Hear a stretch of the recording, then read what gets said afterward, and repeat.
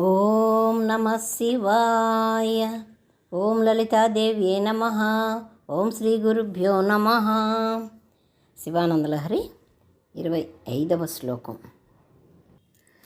స్తవై బ్రహ్మాదీనాం జయ జయ వచోభినియమినాం గణానాం కేళీభి మదకలమహోక్షస్య కకుదీ స్థితం నీలగ్రీవం త్రినయనముమాశ్లిష్టవపుషం కదా త్వాం పశ్యేయం కరధృతమృగం ఖండపరుసుం.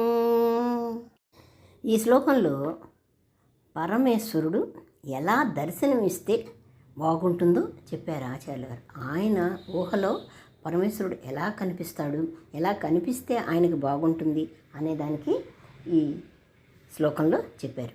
ఏ భక్తులకైనా అంటే శివుడు కానీ, కేశవుడు కానీ, రాముడు కానీ, వెంకటేశ్వరుడు కానీ మొదలైన ఎవరైనా సరే భగవద్భక్తులకి తమ దేవుణ్ణి చూడాలనే తపన అదే భక్తి. ఆ భక్తి ఎక్కువైతే అదే వ్యసనంగా మారిపోతుంది. ఆ వ్యసనమే మోక్షానికి మార్గం. ఆ మోక్షమే భగవంతుని చేరుస్తుంది. అప్పుడు భక్తజీవులకి వారి కోరిక ప్రకారం కనపడేవాడే భగవంతుడు. అది ఏ విధంగా కనపడతాడు అనేది మనం చెప్పలేము. ఆ భక్తుడి యొక్క కోరిక ప్రకారం కనపడేవాడే భగవంతుడు. ఇక్కడ ఆచార్యుల వారు ఏమంటున్నారంటే, ఈశ్వరుణ్ణి దర్శనం చేసుకోగలనా అనుకునే ఆయన చేసుకుంటే ఎలా ఉండాలి దేవుడు, ఏ విధంగా ఉండాలి, నా దేవుడు ఎలా ఉండాలి అని ఆయన ఊహలో ఒక విధమైనటువంటి ఈశ్వరుణ్ణి ఆయన ప్రతిష్ఠించుకున్నారు. ఆ ఈశ్వరుడు ఎలా ఉంటాడు అంటే, స్థవై బ్రహ్మాదీనం జయ జయ వచోభినియమినాం అంటే బ్రహ్మ మొదలైన దేవతలు స్తోత్రాలు చేస్తూ ఉండాలి. అంటే ఆయన్ని నేనే కాదు, బ్రహ్మదేవుడి చేత, విష్ణుమూర్తి చేత, అనేకమైనటువంటి దేవతల చేత ఆయన స్తోత్రాలు చేస్తూ ఉండాలి. నా దేవుడు, నా తండ్రి అయిన ఈశ్వరుడు బ్రహ్మ ముక్కోటి దేవతల చేత స్తుతింపబడాలి అనేది ఆయన ఒక కోరిక.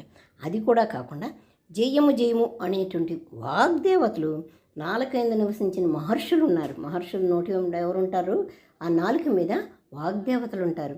అంటే ఇటువంటి వాళ్ళైనా ఒక గొప్ప మహర్షులు ఏదన్నా ఒక ఆశీర్వాదం కానీ, ఒక స్తోత్రం కానీ, ఒక స్తుతి కానీ ఉంటే వాగ్దేవతలు జయము జయము జయము అంటూ ఉంటారన్నమాట. అటువంటి మహర్షులు నిన్ను పూజిస్తూ ఉండాలి. ఈ సంరంభాన్ని అంతటినీ చూస్తున్నటువంటి నాతో పాటుగా అష్టాదశ గణాధిపతులు నృత్యములు చేస్తూ ఆడుతూ నిన్ను కొలుస్తూ ఉంటే స్వామి ఎంత బాగుంటుంది.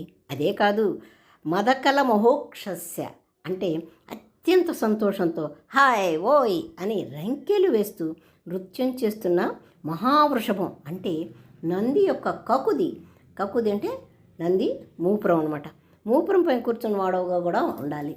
ఆ మూపురం పై ఎవరు ఉండాలి? శివుడు ఉండాలి. నంది యొక్క మూపురంపై శివుడు ఉండాలి. అది నాట్యం చేస్తూ ఉండాలి.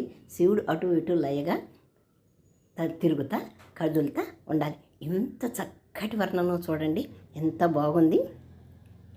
నీలగ్రీవం నల్లనైన కంఠం కలవాడివై, 3 కన్నులు కలవాడివై ఉండాలి. మళ్ళీ 2 కన్నులు కాదు, మాకు 3 కన్నులు ఉండాలి. అంటే ఈశ్వరుడు అంటే నీలకంఠేశ్వరుడు, త్రినేత్రుడు కదా. మేము కావాలనుకున్నటువంటి ఈశ్వరుడు ఆ విధంగానే ఉండాలి. త్రినేత్రుడివై ఉండాలి, నీలకంఠేశ్వరుడివై ఉండాలి తండ్రి. ఎందుకంటే 2 కన్నులు ఈశ్వరుని చూడటం మాకు చేత కాదు. 2 కన్నుల ఈశ్వరుని మేము ఎప్పుడూ చూడలేదు, మాకు చూడటం కూడా చేత కాదు. ఎందుకంటే మేము నీలో లయం కావాలంటే త్రినేత్రుడే కావాలి. అంటే 3వ కన్ను ఉంటేనే నువ్వు మమ్మల్ని లయం చేసుకోగలవు. కాబట్టి త్రినేత్రుడివైతేనే నువ్వు నా దగ్గరికి రావాలి, నాకు కనపడాలి. త్రినేత్రునితో పాటు ఉమాశ్లిష్ట వపుషం, ఇది చూడండి. ఇంకా ఉమాదేవి అంటే మన తల్లి పార్వతీదేవి ఆలింగనం కూడా చేసుకున్నట్లుగా ఉండాలి. అంటే ఏంటి? వీళ్ళిద్దరూ ఒకటిగా కనపడాలి. ఆలింగనం చేసుకోవటం అంటే అర్ధనారీశ్వరి స్వరూపంలో ఉండాలి అని ఆయన భావం కావచ్చు. తండ్రితో పాటు తల్లి ఉంటేనే కదా అది సంపూర్ణం. సంపూర్ణం అంటే ఏంటి? ఇద్దరు చెరిసగం.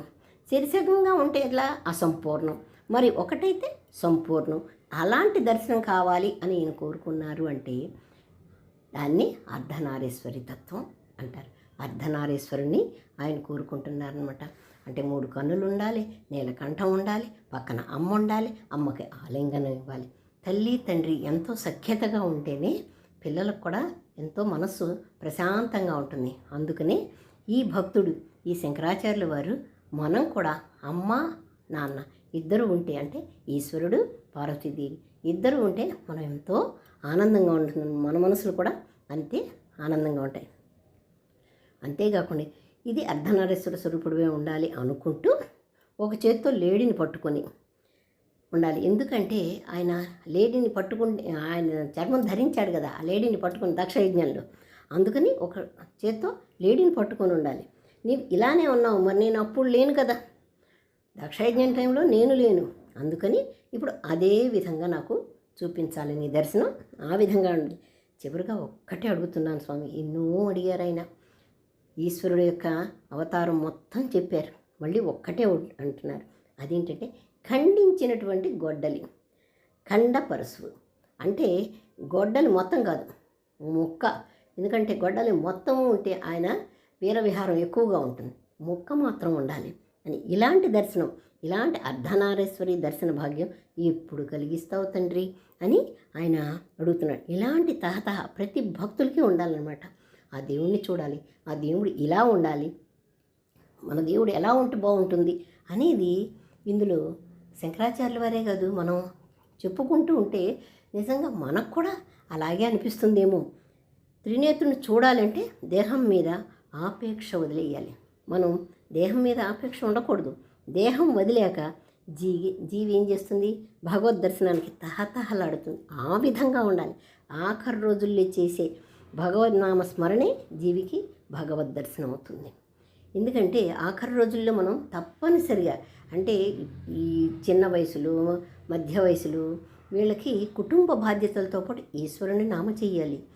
ఆ తర్వాత పెద్ద వయసు వచ్చాక అన్నీ వదిలేసేయాలి. అందరూ స్థిరపడిపోయారు. ఇక మనకేంటి, మనం స్థిరపడాలి. అప్పుడు మనం ఎక్కడ స్థిరపడతాం, ఈశ్వరుడి దగ్గర స్థిరపడతాం. అప్పుడు ఈశ్వరుడి దగ్గర స్థిరపడాలంటే ఏం చేయాలి, భగవంతుడి యొక్క ప్రార్థన, భగవంతుడి యొక్క స్మరణ చెయ్యాలి.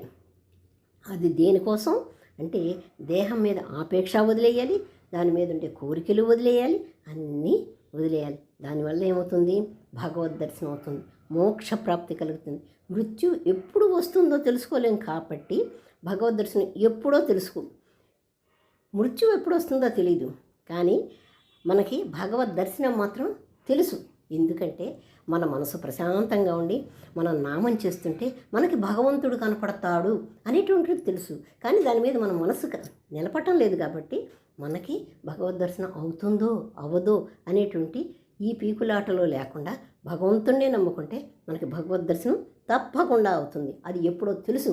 దానికోసం మనం దేహంలో ఉండే జీవికి నామస్మరణ మాత్రమే తెలియజేయాలి.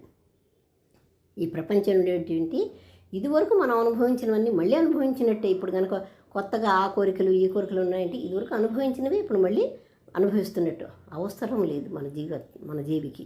అందుకని దానికి ఏమని అలవాటు చేయాలి, ఎక్కువగా నామస్మరణే తెలియజేయాలి. ఇది మోక్షానికి మార్గం. మనలో ఉండే ఆత్మ దేవుని సన్నిధికి చేరాలంటే దేహాన్ని అనుసరించి ఉన్న జీవికి మాత్రం భగవత్ ప్రేరణ జరగాలి, జరిగి తీరాలి. ఆ ప్రేరణే శివోహం అవ్వాలి. మనమే శివుడంతటి వాళ్ళం అవుతాం. దేవుణ్ణి కనుక ప్రార్థన చేస్తే మనం ఏ భగవంతుడైనా సరే భగవంతుడి యొక్క స్మరణలో ఉంటే భగవంతుడు మనల్ని తనంతటి వాళ్ళని చేస్తాడు అనేటువంటిది మనకి అందరికీ తెలిసిందే. ఓం నమః శివాయ. ఓం శ్రీ గురుభ్యో నమః.